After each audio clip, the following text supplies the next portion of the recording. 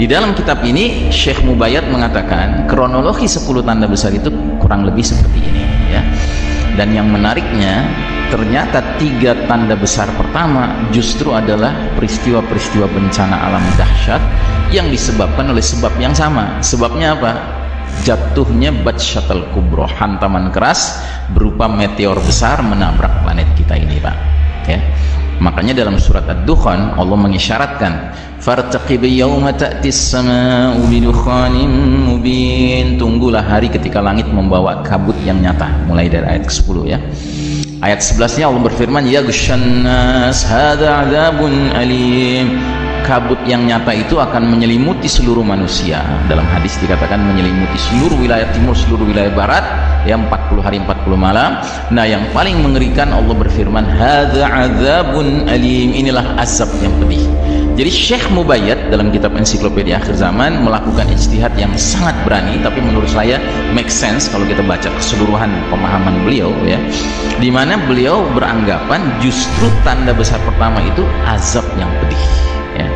Makanya kalau kita ingin memahami azab yang pedih ini, kita harus baca hadis-hadisnya tentang dukhan. Dan ternyata setelah kita baca hadisnya, oh begitu maksudnya azab yang pedih. Bahwa asap ini nanti, dukhan ini, kabut ini nanti, dia punya kecerdasan membedakan siapa orang beriman, siapa orang kafir, orang munafik ya. Jadi kalau asap itu terpapar kepada orang beriman ya, maka orang beriman itu paling jauh mengalami zukmah, pilek, flu.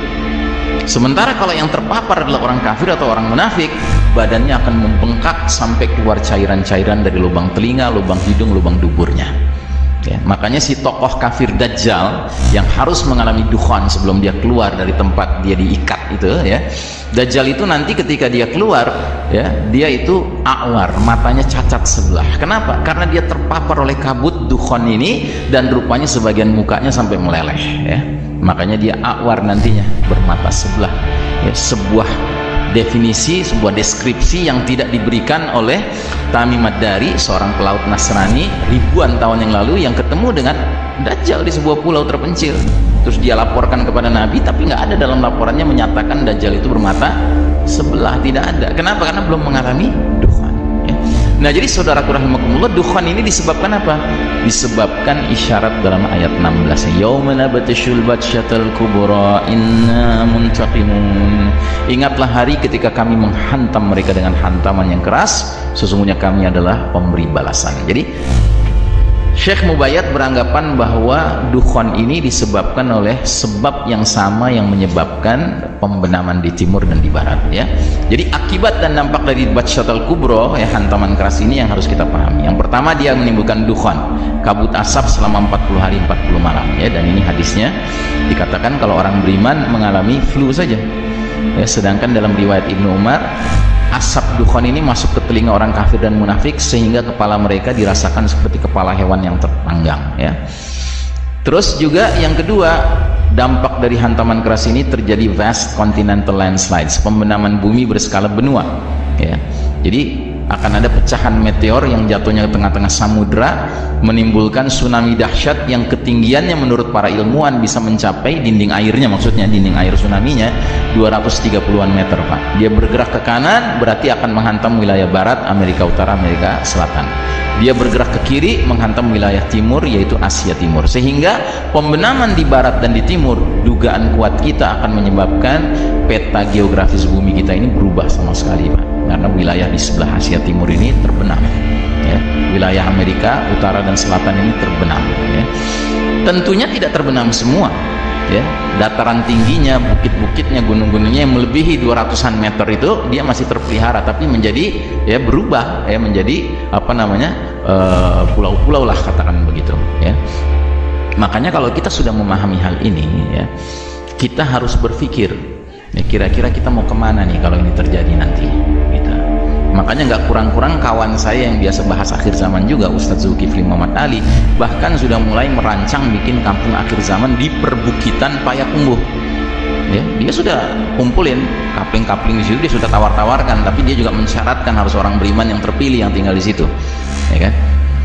Nah silahkan ya, karena ini juga ada hadisnya. Nabi mengatakan sebaik-baik tempat di akhir zaman ketika banyak fitnah adalah pergi ke gunung bersama hewan ternak kalian, kata Nabi ya. ya kan.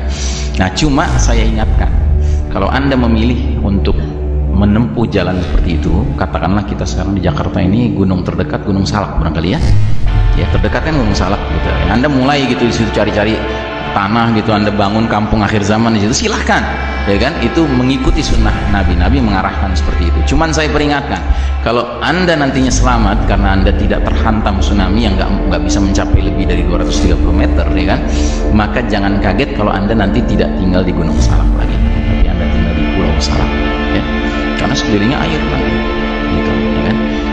Nah, sementara apalagi yang terjadi? Yang terjadi berikutnya adalah significant depopulation, ya, pengurangan populasi planet bumi ini besar-besaran karena banyak yang tewas, efek dari hantaman keras, efek dari dukhan, efek dari pembenaman bumi di sana sini, ya kan, banyak yang tewas, ya, sehingga ya ini kan wilayah-wilayah ini kan penduduknya banyak Pak, ini kan wilayah ini kan Amerika Utara, Amerika Selatan, ya kan, Asia bagian timur, apalagi nih negeri yang warna Cina nih Pak, penduduknya banyak bener kan, ya 1,5 miliar sendiri kan, sampai dikirim ke sini paksa gitu, ya kan. Nah, kalau Anda ngerti skenario akhir zaman, Anda bisa tenang, Anda bisa mengatakan, oh silakan datang, lo bakal tenggelam di sini, gitu. Tapi kitanya kemana? Itu yang harus kita pikirkan, ya. Nah, kemudian yang berikutnya akan terjadi global famine, kelaparan mendunia. Ya, karena apa? Ya karena 40 hari 40 malam matahari bersinar tidak bisa menyentuh tanah karena terselimuti oleh kabut asap. Akibatnya tanaman, tumbuhan, pohon tidak menghasilkan. Makanya ada isyarat dari bukan dari Nabi, ini asar dari tabi'in, ya, yang berbunyi, ya, tanda bencana pada bulan Ramadan adalah sebuah tanda di langit, sesudahnya adalah perselisihan di kalangan manusia. Jika kalian mendapati tanda itu, perbanyaklah persediaan makanan sekuat kemampuanmu. Ya, jadi kita harus stockpile of food, ya. Dan menurut sarannya yang terbaik adalah yang kita stok itu adalah korma, ya, karena korma itu awet, dipeliharanya gampang, kemudian juga gizinya tinggi, ya. Dan ketika global famine ini terjadi di mana-mana, tentunya orang jadi nekat Pak. Maka nanti kaidah yang berlaku, struggle of the fittest, ya, siapa kuat dia dapat. Makanya akan ada fenomena al-haraj, saling berbunuhan dalam rangka memperebutkan makanan. Makanya kalau kita tinggalnya bersama-sama sesama orang beriman di sebuah kampung akhir zaman, kita bisa saling melindungi, kita bisa sharing makanan kita, dan kita lindungi satu sama lain dari serangan luar, gitu. Nah, tapi yang keenam ini yang barangkali nggak pernah kita bayangkan, akan terjadi shutdown of modern technology, ya. Bagaimana penjelasannya? Ya, bayangkan batu besar, pecahan meteor. Ya, jadi alhamdulillah ya, planet kita ini Allah ciptakan ada perisainya Pak, ada pelindungnya, namanya lapisan atmosfer. Jadi kalau ada meteor gigantic itu yang besar nabrak planet kita, dia pecah, tapi pecahannya tetap lolos. Nah, menurut ahli astronomi termasuk orang-orang NASA, kalau ada meteor yang besar menabrak planet kita, maka pecahannya bisa sampai berukuran garis tengahnya 2 km Pak. Jadi batu berukuran garis tengah 2 km. Anda tahu 2 km itu 20 lapangan bola. Gitu. Bagian panjangnya bukan bagian pendeknya, ya. Itu gede, itu bergerak dengan kecepatan puluhan ribu kilometer per jam. Tentunya ketika dia bergesekan dengan udara, dia menimbulkan induksi besar-besaran. Nah, induksi besar-besaran itu ya yang diduga kuat akan menyebabkan fenomena EMP, electromagnetic pulse, ya. Macet semua benda-benda kelistrikan, ya. XL masalah. Gitu, ya. Nah, tapi bukan hanya benda-benda kelistrikan yang macet, ya.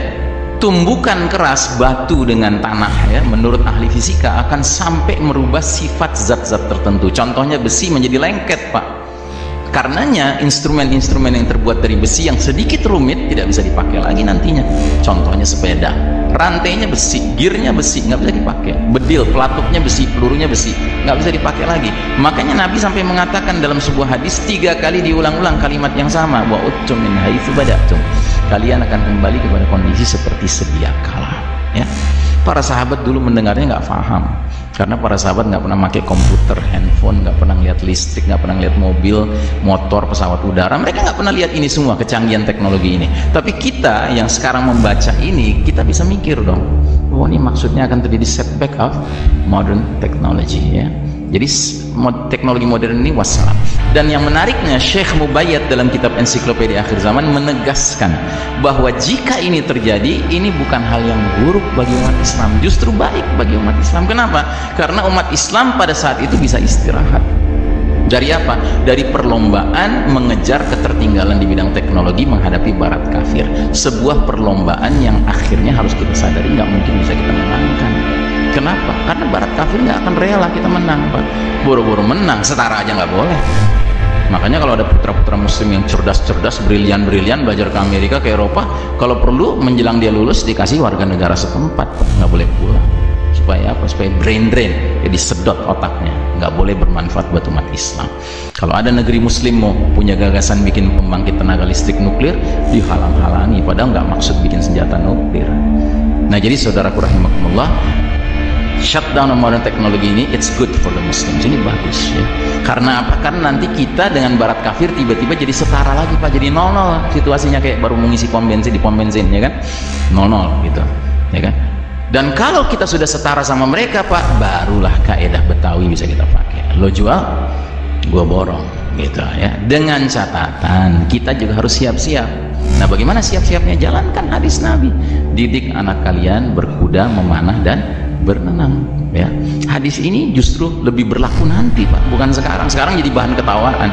Ustaz, kuno banget sih Ustaz belajar memanah beneran. Bukan belajar memanah, Ustaz, maksudnya belajar nembak, Ustaz. Nggak ada tuh hadisnya Al-Mahdi nanti pakai M16, pakai AK-47, nggak ada. Gitu. Ustaz bukan benar-benar berkuda, Ustaz belajar bawa jet, Ustaz. Wah, nggak ada hadisnya tuh Isa alaihissalam turun naik pesawat, enggak kan? Turun diantar malaikat. Nah, jadi saudara rahimakumullah, makanya sampai Abdullah bin Mas'ud mengisyaratkan kemunculan Al-Mahdi ditandai dengan perniagaan dan jalan-jalan sudah terputus, ya. Jadi kita sudah tidak berada dalam situasi yang seperti sekarang, ya. Nah, saudaraku rahimakumullah, dalam situasi seperti inilah yang kita harus istilahnya memadukan rasa gembira kita menyambut Ramadan dengan rasa khawatir kita kalau ternyata bulan Ramadan inilah bulan jatuhnya bintang meteor. Sebab isyarat tentang bintang meteor itu jatuhnya di bulan Ramadan.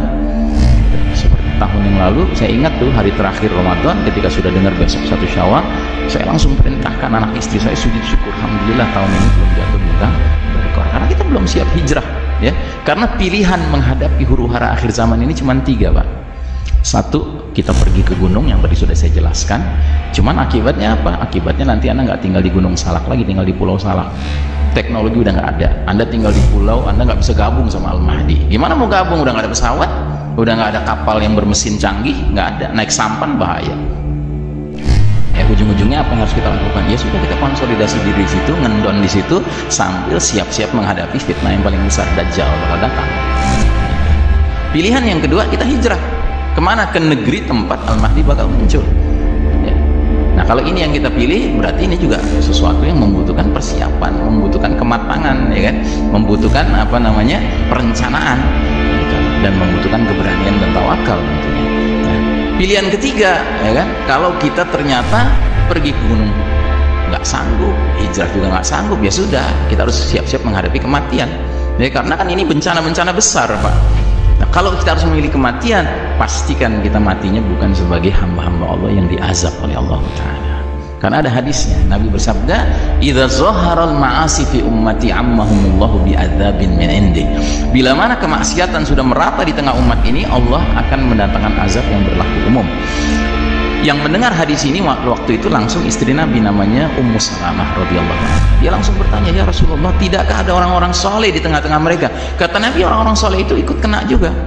Ditanya lagi sama Ummu Salamah, lalu bagaimana nasib mereka? Kata Nabi, adapun orang-orang soleh itu akan ikut meninggal dikarenakan bencana itu, ya kan, sementara mereka akan diampuni dan diridhoi oleh Allah Subhanahu wa Ta'ala.